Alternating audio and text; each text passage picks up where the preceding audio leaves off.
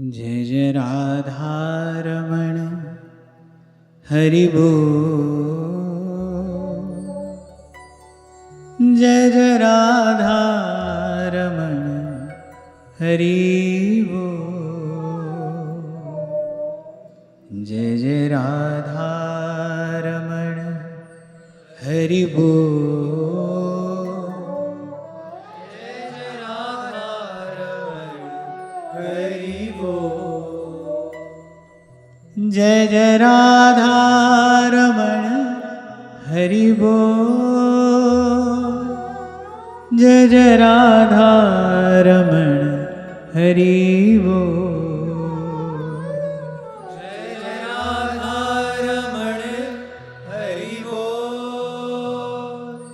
जय जय राधा रमण हरि बोल।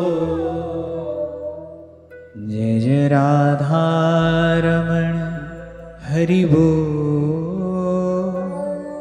जय जय राधा रमण हरि बोल। जय जय राधा रमण हरि बोल। जय जय राधा रमण हरि बोल।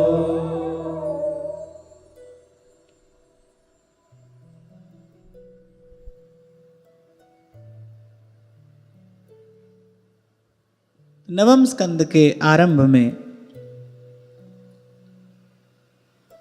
श्री सुखदेव जी महाराज परीक्षित से मनु जी के वंश का वर्णन करते हैं। पहले सूर्य वंश का वर्णन किया।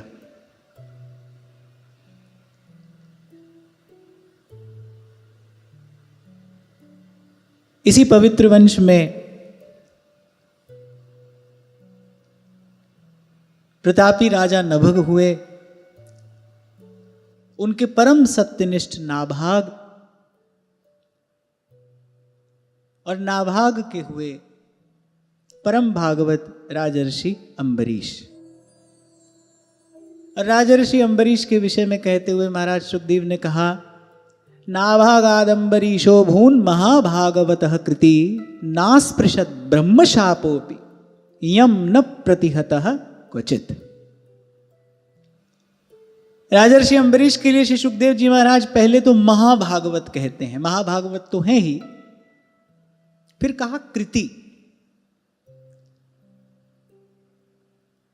कृति अर्थात महान पुण्यात्मा।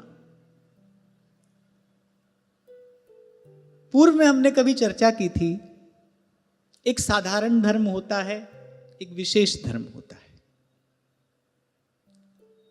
साधारण धर्म का अनुष्ठान करने से साधारण पुण्य की प्राप्ति होती है।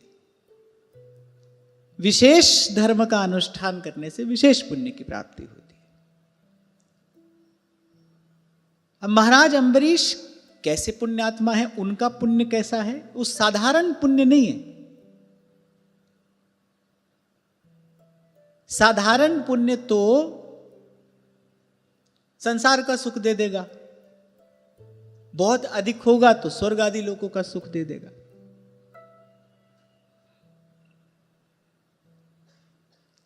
पर संत, सत्संग, भगवान के भजन में रुचि, भगवान का गुणानुवाद श्रवण कीर्तन करने की लालसा, ये सब साधारण पुण्य का फल नहीं है। गोस्वामी जी कहते हैं ना, पुण्य पुंज बिनु मिलहि कि संता। अब वहां कौन सा पुण्य है? विशेष पुण्य की बात हो रही। विशेष पुण्य जब पुंजीभूत होता है, और विशेष पुण्य अर्थात संत भगवंत की, गुरुजनों की निष्काम सेवा जो है, वो विशेष पुण्य प्रदायिनी है। वो जीव को धकेलती है भगवान की ओर। बात समझ में आई? एक साधारण पुण्य है, वो पुण्य क्या देगा? संसार का सुख देगा, भोग देगा, मान प्रतिष्ठा देगा, रूप यौवन देगा, बल देगा, विद्या देगा। लेकिन इन सब का फल क्या है? इन सब का फल अंततः वही संसार है। तो साधारण पुण्य ये देगा। और अधिक पुण्य हुआ और उत्कृष्ट कार्य आपने किया तो स्वर्ग आदि लोगों का सुख, लेकिन फिर भी घूम कर आना यहीं पर पड़ेगा, तो ये साधारण पुण्य है। पर एक विशेष पुण्य है, संतों गुरुजनों की निष्काम सेवा, गौ ब्राह्मण की निष्काम सेवा। ये पुण्य जब संचित होता है तब संत विशुद्ध मिलहि परितेहि, तब विशुद्ध संत मिलता है। और विशुद्ध संत मिलेगा तो क्या होगा? सत्संगति संसृति करी अंता। तो विशेष पुण्य का फल क्या है? संत। और संत मिलन का प्रसाद क्या है? सत्संगति संसृति करी अंता। सत्संग अपनी कृपा से ले जाएगा वहां जहां नहीं प्रेम वियोग, यद गत्वा न निवर्तन्ते तद्धाम परमम मम। तो ऐसे धर्मात्मा, ऐसे पुण्यात्मा राजर्षि अम्बरीश हैं। श्री सुखदेव जी महाराज ने दो विशेषण दिए। एक तो कहा महाभागवत हैं, परम भक्त तो हैं ही, और कहा कृति, पुण्यवत भी। माने भक्त और भगवान दोनों की सेवा से युक्त जिनका जीवन है, भक्त की सेवा भी और भगवान की सेवा, संतों गुरुजनों की सेवा, गौ ब्राह्मण की सेवा। और जब सेवा कह दिया जाए तो समझ लेना चाहिए सेवा होती ही वही है जो अपने लिए न करके सेव्य के सुख के लिए की जा रही हो, उसी को सेवा कहते हैं, उसी को सेवा कहना चाहिए। सकल प्रकार विकार बिहाई, मन क्रम वचन करो सेवकाई। राग रोष ईर्षा मद मोहु, सुपने हु जनि इनके बस होहु। सकल प्रकार विकार बिहाई, मन क्रम वचन करो सेवका। सेवा कहती समझ जाना चाहिए। सेवा अर्थात जिसमें स्वार्थ का तो लेश भी नहीं, जो पूर्ण रूपेण केवल सेवे को ही सुख प्रदान करने के लिए की जा रही है। राग द्वेष आदि दूषणों से रहित है जो भावना, ईर्षा मद मात्सर्य जिसमें नहीं है, जो मोहाशक्ति के अधीन होकर नहीं की जा रही है, केवल सेव्य के सुख के लिए की जा रही है।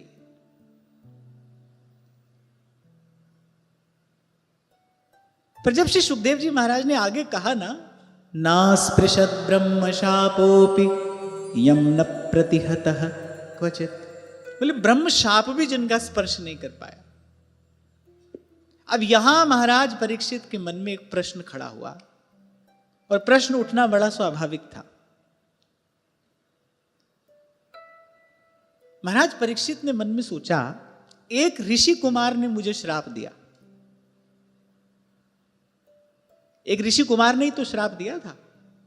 एक ऋषि कुमार ने मुझे श्राप दिया, और देखो मैं अपनी समस्त राज्य लक्ष्मी छोड़कर और यहां गंगा के किनारे अपनी कल्याण की कामना से आकर बैठा हूं। उस ऋषि पुत्र के शाप के भय से सब छोड़कर और आकर बैठ गया हूं यहां। एक ऋषि पुत्र का श्राप। और महाराज अम्बरीश को किसका श्राप मिला था? ब्रह्मर्षि दुर्वासा का। दुर्वासा कोई साधारण तपस्वी नहीं है, ब्रह्मा जी के पौत्र हैं, अत्रि ऋषि के पुत्र हैं, परम सती अनुसुईया जी के पुत्र हैं, रुद्रावतार हैं। माने कोई साधारण तपस्वी नहीं है दुर्वासा जी, रुद्रावतार हैं, शिवावतार हैं, अत्रि अनुसुईया के पुत्र हैं, ब्रह्मा जी के पौत्र हैं। उनका श्राप भी महाराज अम्बरीश का कुछ नहीं बिगाड़ सका। तो महाराज परीक्षित ने सोचा, एक ऋषि पुत्र ने मुझे श्राप दिया। अब महाराज परीक्षित ने थोड़ा अपने बारे में विचार किया। उन्होंने कहा कि भगवान की कृपा तो हम पर भी ठीक ठाक ही है। हमारे पिता तो भगवान के भांजे ही हैं, हमारी माता तो भगवान की परम भक्ता हैं। आपको पूर्व में मैंने एक बार संकेत किया था, कुंती जी का विश्वास दृढ़ विश्वास है। श्री द्रौपदी जी का विश्वास दृढ़तर है और उत्तरा का विश्वास तो दृढ़तम है। जब अश्वत्थामा ने ब्रह्मास्त्र चलाया, कहीं किसी और नहीं देखा, उन्होंने सीधे ही भगवान को पुकारा, सीधे ही श्री कृष्ण की शरण ग्रहण की, आर्त होकर द्वारिकाधीश को पुकारा, कहीं नहीं देखा। सभी तो थे, पांडव वहीं पर थे, पर जब वो विपत्ति आई किसी की ओर नहीं देखा, सीधे भगवान को पुकारा। इसलिए कहा है कि उत्तरा जी का जो विश्वास है वो दृढ़तम विश्वास है।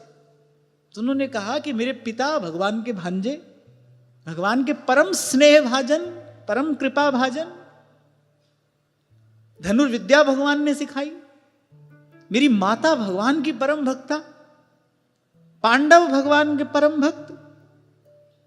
महाराज परीक्षित ने विचार किया, मेरे दादा के विषय में तो कहना ही क्या, भगवान के परम भक्त, अपनी ठकुराई भूलकर जिनका रथ भगवान ने चलाया। द्रौपदी भगवान की सखी ही हैं, कुंती जी भगवान की परम भक्ता हैं, और बोले मुझ पर तो गर्भ में ही भगवान ने आकर कृपा की, गर्भ में ही आकर मेरे प्राण की रक्षा की।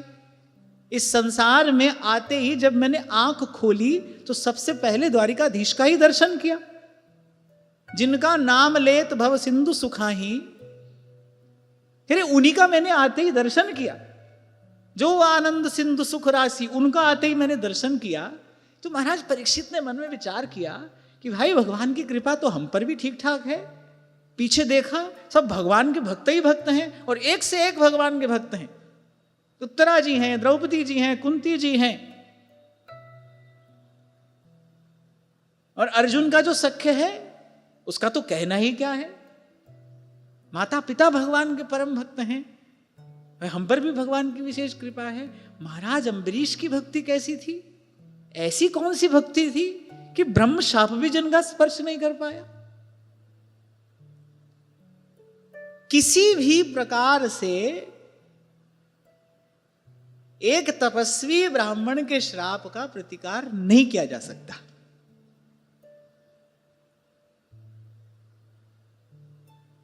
अच्छा, एक बात हम आपको बता दें, आज ये चरित्र आरंभ हुआ है, और ये चरित्र मैंने श्रवण किया परम श्रद्धेय प्रातः स्मरणीय श्री मलुक पीठाधीश्वर जी के श्रीमुख से।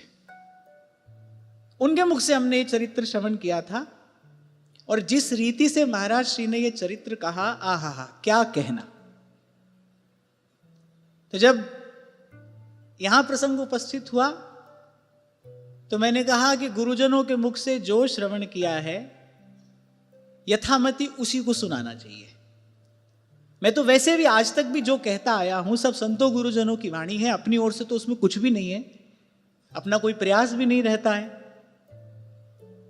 और श्रीमद् भागवत जैसे दुर्गम विषय का कुछ चिंतन मनन कर सके ऐसी बुद्धि भी अपने पास नहीं है। जो संतों गुरुजनों की कृपा से प्रसाद प्राप्त है वही मैं आपको निवेदन कर देता हूं।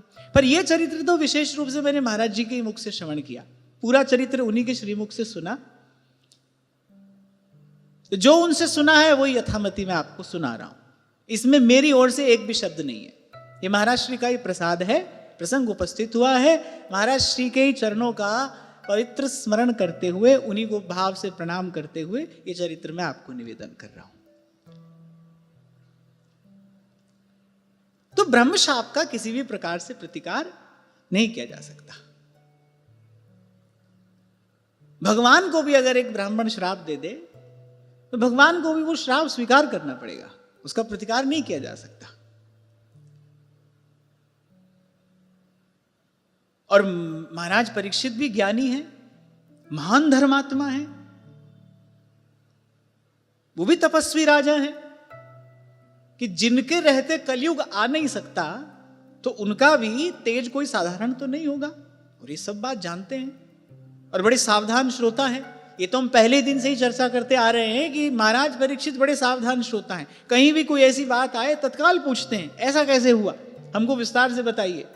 तो उन्होंने झट से मन में विचार किया कि आखिर ऐसी कैसी भक्ति राजर्षि अम्बरीश की रही होगी, ऐसे कैसे महाभागवत अम्बरीश रहे होंगे कि नास्पृशत ब्रह्मशापोपि, ब्रह्मशाप भी जिनका स्पर्श नहीं कर पाया। ऐसा तो किसी काल में किसी युक्ति से, किसी भी प्रकार से संभव ही नहीं है। ये असंभव कैसे संभव हो गया? तो राजा परीक्षित ने पूछा, भगवन् श्रोतुमिच्छामि राजर्षेस्तस्य धीमतः न प्राभूत् यत्र निर्मुक्तो ब्रह्मदंडो दुरत्ययः। कहा, भगवान मैं परम ज्ञानी राजर्षि अम्बरीश का चरित्र सुनना चाहता हूं। रोमांच हो गया, आश्चर्य में भर गए राजर्षि परीक्षित जब श्री सुखदेव जी महाराज ने भाव विभोर होकर कहा, नास्पृशत ब्रह्म शापोपि। रोमांचित हो गया, आश्चर्य हो गया, असंभव संभव हो गया। तो विनय पूर्वक कहा कि उनका चरित्र मैं विस्तार से सुनना चाहता हूं। एक तपस्वी ब्राह्मण ने क्रोधित होकर उनको ऐसा दंड दिया जो किसी भी प्रकार से टाला नहीं जा सकता, पर वह भी उनका कुछ नहीं बिगाड़ सका। कौतूहल हुआ, ऐसा कैसे हो गया? और जैसा मैंने आपसे कहा ना कि भाई उन्होंने झट से यह विचार भी कर लिया कि भाई भगवान की कृपा तो हम पर भी है और कम नहीं है। प्रेम के बस अर्जुन रथ हांक्यो भूल गए ठकुराई। द्रौपदी जी के लिए श्री भगवान का वस्त्रावतार हुआ, वसन रूप भय श्याम, सूरदास कहते हैं। वस्त्रावतार हुआ, भगवान ने अवतार लिया द्रौपदी जी के लिए। अर्जुन के लिए अपनी ठकुराई भूलकर रथ के सारथी बने। पांडवों के लिए दूत बनकर दुर्योधन की सभा में गए, दुर्योधन द्वारा किया हुआ अपमान सहा। ऐसा नहीं कहना चाहिए पांडवों के लिए भगवान ने क्या क्या किया, ऐसा कहना चाहिए पांडवों के लिए भगवान ने क्या क्या नहीं किया। क्या क्या नहीं किया? वो सर्वतंत्र स्वतंत्र सर्वशक्तिमान अनंत सामर्थ्य संपन्न कर्तुम अकर्तुम अन्यथा कर्तुम ईश्वर, पांडवों के लिए क्या क्या नहीं किया। तो महाराज परीक्षित की बुद्धि थक गई, माने इस बात का विचार नहीं कर पाई कि कैसी भक्ति होगी राजर्षि अम्बरीश की। ब्रह्मशाप जिनका स्पर्श नहीं कर पाया। और जैसा आपको मैंने निवेदन किया, महाराज परीक्षित सुपठित हैं, वो भी सकल शास्त्र निष्णात हैं। वो जानते हैं कि भाई ऐसी घटना तो आज से पूर्व कहीं नहीं घटी। भगवान को भी अगर ब्राह्मण श्राप दे तो भगवान को स्वीकार करना पड़ता है। नारद जी ने दे दिया ना श्राप, परम स्वतंत्र न सिर पर कोई। गुस्से में आ गए नारद जी, जो मन में आता है सो करते हो। बोले आज हमसे पाला पड़ा है तुम्हारा, मैं मजा चखाता हूं तुमको। अब एक बार तो रोष में आकर भगवान को श्राप दे ही दिया, स्वीकार किया भगवान ने। तो महाराज जी बड़ा अच्छा प्रसंग सुना रहे थे। पुराणों में कथा आती है कि देवासुर संग्राम हुआ, दैत्य हार गए, देवता जीत गए। अब दैत्यों के गुरु कौन है? शुक्राचार्य। वो तपस्या करने के लिए एकांत में चले गए, मृत संजीवनी विद्या प्राप्त करने के लिए वो तप करने चले गए। अब देवताओं ने देखा इस समय तो ये अनाथ हैं, कोई ना हो, गुरु का आशीर्वाद हो, कोई भय नहीं है। गुरुस्त्राता गुरुस्त्राता गुरुस्त्राता न संशयः, सब है। लेकिन अगर सिर पर गुरु का हाथ नहीं है, उसका पतन, उसकी पराजय आज अन्यथा कल निश्चित है, होगी ही होगी। उसको बचाने वाला कोई नहीं है।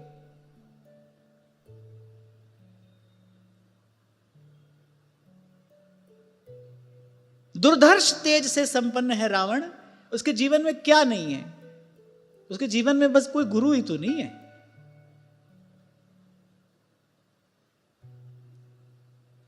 सब कुछ है, तो सिर पर गुरु का हाथ नहीं है। एक दिन पतन निश्चित है, एक दिन सर्वनाश निश्चित है, और कुछ भी नहीं है, केवल एक गुरु का शब्द है।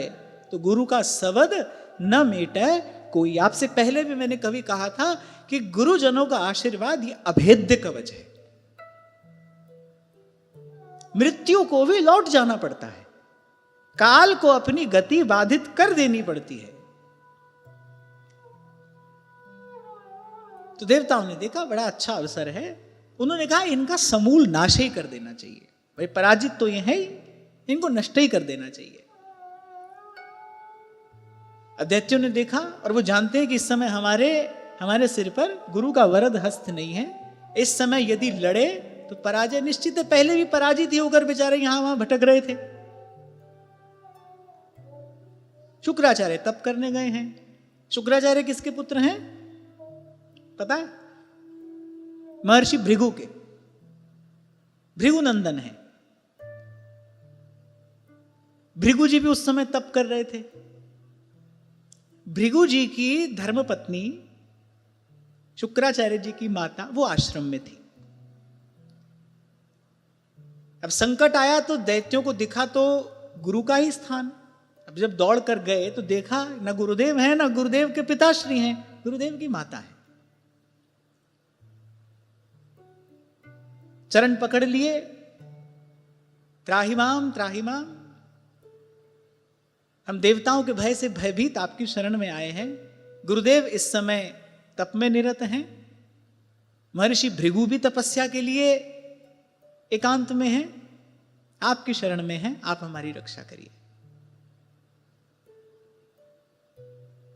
भृगु पत्नी परम सती, परम साध्वी, पति परायणा, उन्होंने कहा बिल्कुल निर्भय हो जाओ, महर्षि भृगु के आश्रम में कोई भी तुम्हारा अहित नहीं कर सकता। देवता उस समय उन्मत्त थे, दिव्यास्त्र आदि लेकर वो वहीं पर लड़ने आ पहुंचे।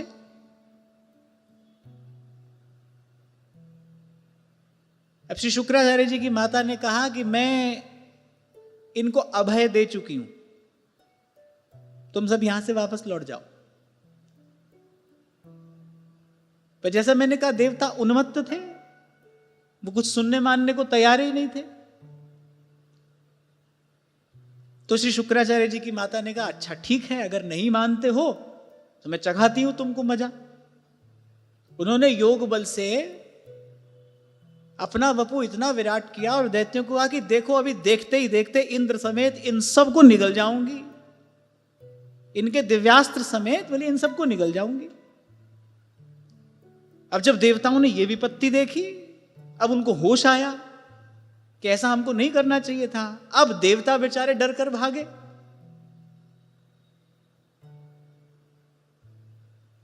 अब देवता जब भयभीत होते हैं कहां जाते हैं? श्रीमन्नारायण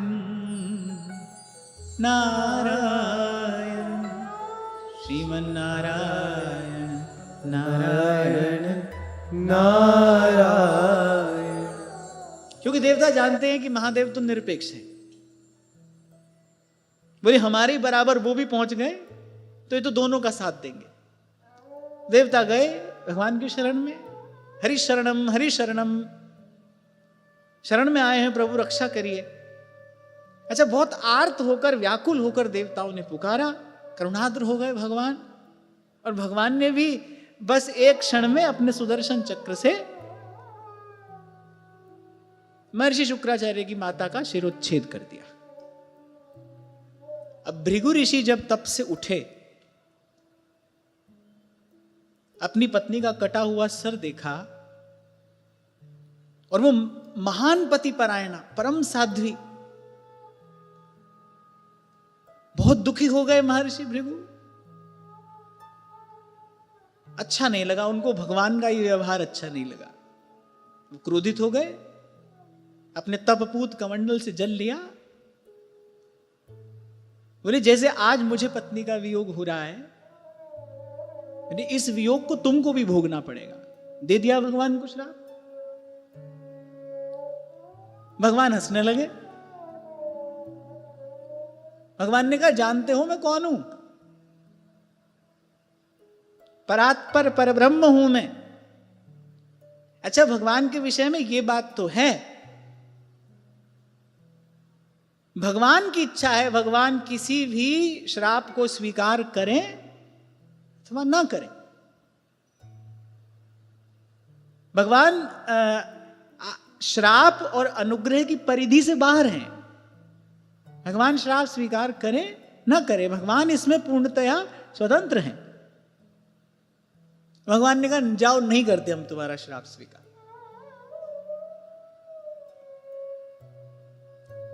महर्षि भृगु ने कहा अच्छा, हमारा श्राप स्वीकार नहीं करते? महर्षि भृगु ने कहा कि सत्य के बल पर ही ये धरती टिकी है और आप भी सत्य के ही विग्रह हैं, आप भी धर्म के ही विग्रह हैं, ऐसे कैसे आप श्राप स्वीकार नहीं करते? उन्होंने अपने कमंडल का जल हाथ में लिया और कहा कि यदि आजीवन मैंने धर्माचरण किया हो, सत्य भाषण किया हो, कभी मेरा मन यदि अधर्म की ओर न गया हो, अधर्म पालन की ओर न गया हो, तो मेरी ये पत्नी जीवित हो जाए। कमंडल का जल भूमि पर पड़ा और भृगु पत्नी जीवित हो गई। और उन्होंने कहा कि अब मैं करूंगा तप। ऐसा घोर तप महर्षि भृगु ने किया कि अब तो भाई समुद्र का जल खौलने लगा, 10 दिशाओं में अग्नि जलने लगी, सूर्य चंद्रमा की जो चमक थी फीकी पड़ गई। अब तो तीनों लोगों में मचा हाहाकार। अब सब देवता गए ब्रह्मा जी के पास, ये क्या हो रहा है? ये सारी सृष्टि का नियंत्रण ही हमारे हाथ से चला जा रहा है, हम कुछ कर ही नहीं पा रहे हैं, इस ताप से, इस अग्नि से हम जले जा रहे हैं। अब ब्रह्मा जी ने कहा कि ये सब भृगु जी के तप का परिणाम है। तब ब्रह्मा जी ने सब बात बताई। बोले सब विघ्न का मूल तो तुम ही हो, ये जो सब आपदा सृष्टि पर आई है इसका कारण तो तुम ही हो, तुम्हारा उन्माद है। तब ब्रह्मा जी ने सारी बात बताई। देवताओं ने कहा क्या करें? बोले करें क्या, भगवान के पास जाओ, हम तो इसमें कुछ कर नहीं सकते, भगवान ही तुम्हारी सहायता करेंगे। पहुंचे देवता फिर से भगवान के पास। देवताओं ने कहा प्रभु ये जो श्राप ब्राह्मण ने दिया था ये स्वीकार कर लीजिए, नहीं तो आपके ही देखते देखते ये जो ब्राह्मण है ये सारी सृष्टि का सर्वनाश कर देगा। भगवान मुस्कुराए, गए भृगु ऋषि के पास और कहा बस अब ये तप बंद करिए, आपका श्राप हम स्वीकार करते हैं। केवल ब्रह्म शाप में कैसी शक्ति है, एक ब्राह्मण के तप का बल कैसा है, सारे संसार को ये दिखाने के लिए हमने ये लीला की। आपका श्राप तो हम तभी स्वीकार कर लेते क्योंकि आपके श्राप का प्रतिकार करने की सामर्थ्य मुझ में नहीं है। भगवान ने ये बात कही कि आपके श्राप का प्रतिकार करने की सामर्थ्य मुझ में नहीं है, पर एक ब्राह्मण के तप में क्या सामर्थ्य है, एक ब्राह्मण की शक्ति क्या है, ये बताने के लिए, सारे संसार को ये दिखाने के लिए लीला मैंने की। विश्वामित्र जी और वशिष्ठ जी का जो द्वंद्व है तो सब जानते हैं। विश्वामित्र जी स्वयं कहते हैं दिग्बलम क्षत्रिय बलम ब्रह्म तेजो बलम बलम। एक क्षत्रिय बल को धिक्कार है, सबसे बड़ा बल तप का ही बल है, तपस्या का ही बल सबसे बड़ा बल है। लाख दिव्यास्त्र किसी के पास हो, एक तपस्वी ब्राह्मण अपने तप के बल से शस्त्र को शस्त्र चलाने वाले समेत स्तंभित कर सकता है। अब मान लो कोई दिव्यास्त्र चलाने को उद्यत है, लेकिन यदि किसी के पास तप का बल है, वो कमंडल से दो छींटा जल का देगा, वो शस्त्र और शस्त्र चलाने वाला वो पाषाण की प्रतिमा के जैसे वो जो के त्यों वहीं के वहीं रह जाएंगे। अब बताओ शस्त्र का बल बड़ा हुआ कि तप का बल बड़ा हुआ? तप का ही बल बड़ा है। महर्षि विश्वामित्र ने तो कहा दिग्बलम क्षत्रिय बलम।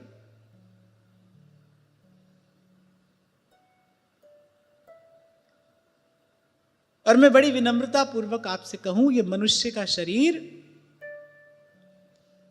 विषय भोग में शक्ति का क्षय करने के लिए नहीं, शक्ति अर्जित करने के लिए, शक्ति संचित करने के लिए मिला है। कहां से आरंभ होता है श्रीमद् भागवत का? तप। ब्रह्मा जी के कान में 2 शब्द पड़े, तप। ब्रह्मा जी को जो गुरु मंत्र मिला वो क्या मिला? तप करिए। तप करने से सृष्टि रचना की सामर्थ्य आपको प्राप्त होगी। जगत गुरु भगवान ने ब्रह्मा जी को मंत्र दिया तप। तप वर्णमाला के ये 2 वर्ण ब्रह्मा जी को सुनाई पड़े थे, तप। तप से ही ब्रह्मा जी को अपने स्वरूप का ज्ञान हुआ, तप से ही सृष्टि रचना की सामर्थ्य प्राप्त हुई। जिसने भी लोकोत्तर कार्य आज तक किया है वो तप के ही बल पर किया है। मनुष्य का शरीर उसी लिए मिला है। थोड़ा सा विचार करिए, कौन सी ऐसी योनि है जिसमें भोग नहीं भोगा जा सकता? एक भी नहीं। गधा, कुत्ता, सुअर से लेकर और देव योनि तक कोई भी ऐसी योनि नहीं है जिसमें भोग नहीं भोगा जा सकता। पर जिसमें तप किया जा सके ऐसी योनि केवल एक है, मनुष्य योनि, जिसमें तप किया जा सकता है, जिसमें स्वस्वरूप का बोध प्राप्त किया जा सकता है। और इसी प्रकार संसार के सामने आदर्श प्रतिष्ठित करने के लिए भगवान लीला करते हैं। भगवान ने लीला की, जब खौलने लगा ना समुद्रों का जल, भगवान ने कहा देवताओं को भी तो पाठ पढ़ाना चाहिए, इनको भी तो ये पता होना चाहिए कि इनका देवत्व ही इस सृष्टि की सबसे बड़ी शक्ति नहीं है। भगवान ने कहा याद करो वो क्षण, कैसे शुक्राचार्य जी की माता के भय से भयभीत होकर हमारे पास भागे आए थे। वो एक सती साध्वी ब्राह्मणी, वही तुम सबको निगल जाने के लिए पर्याप्त थी। वो ऐसी पतिपरायणा, वो ऐसी परम साध्वी, वो अकेली अपने अपने तप बल से, अपने योग बल से तुम सबको उद्रस्त कर लेती। लोग प्रश्न करते हैं कई बार, क्या मिलता है धर्म का पालन करने से, क्या मिलता है? ये भगवान के भक्तों को इतने कष्ट आते हैं। अरे भगवान के भक्तों से पूछो तो सही जाकर, उनको कोई कष्ट है? भगवान के भक्त तो भजन के बल पर वहां पहुंच जाते हैं जहां कष्ट भी उनको कष्ट नहीं दे सकता। धर्म आचरण करने वाला वहां पहुंच जाता है जहां दुख भी उसको दुख नहीं दे सकता।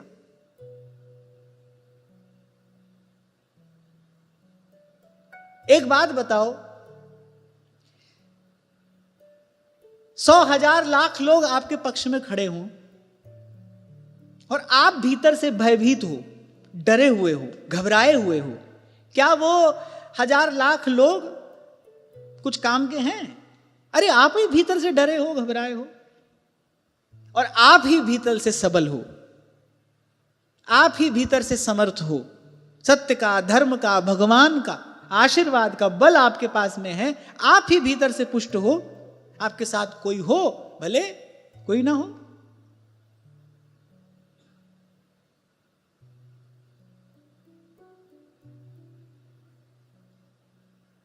और वहां सब खड़े हैं पर आप ही भीतर से भयभीत हो, घबराए हो।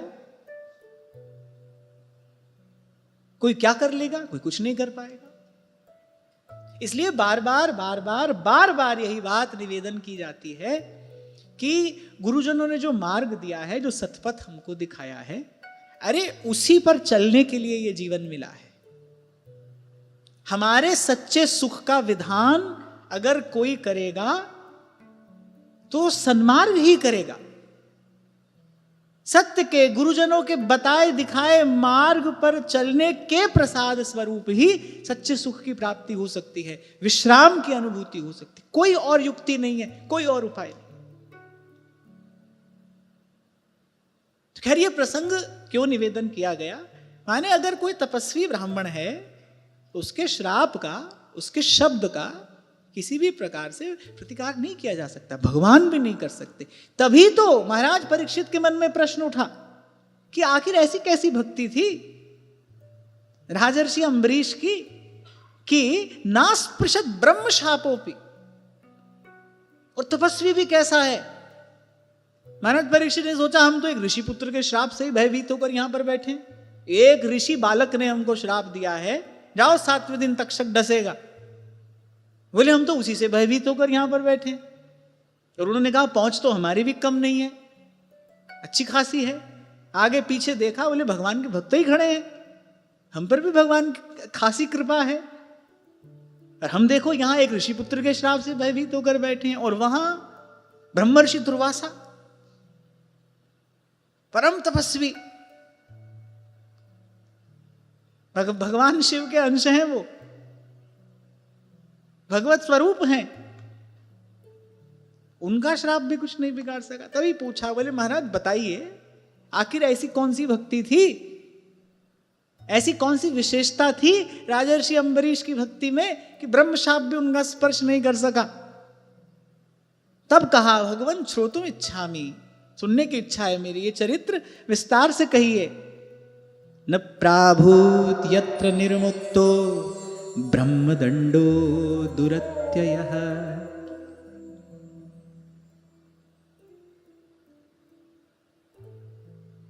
क्योंकि ब्रह्मदंड ने अगर किसी के लिए कुछ विधान कर दिया है तो वज्र की रेख है, उसको किसी भी प्रकार से मिटाया ही नहीं जा सकता।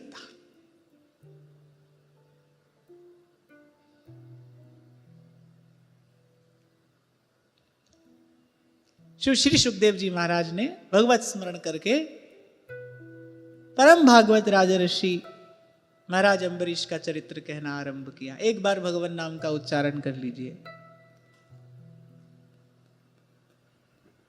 श्री राधे जय जय राधे, श्री राधे जय जय राधे, श्री राधे जय जय राधे, श्री राधे जय जय राधे, श्री राधे गोविंद भजवन श्री राधे, श्री राधे गोविंद भजवन श्री राधे, श्री राधे गोविंद भजवन श्री राधे, श्री राधे गोविंद भजवन श्री राधे, श्री राधे जय जय राधे, श्री राधे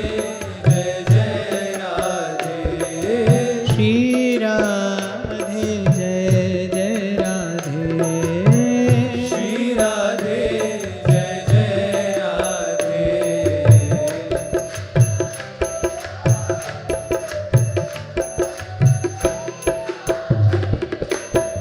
श्री राधे गोविंद भजवन श्री राधे, श्री राधे गोविंद भजवन श्री राधे, श्री राधे गोविंद भजवन श्री राधे, श्री राधे गोविंद भजवन श्री राधे, भजमन श्री राधे।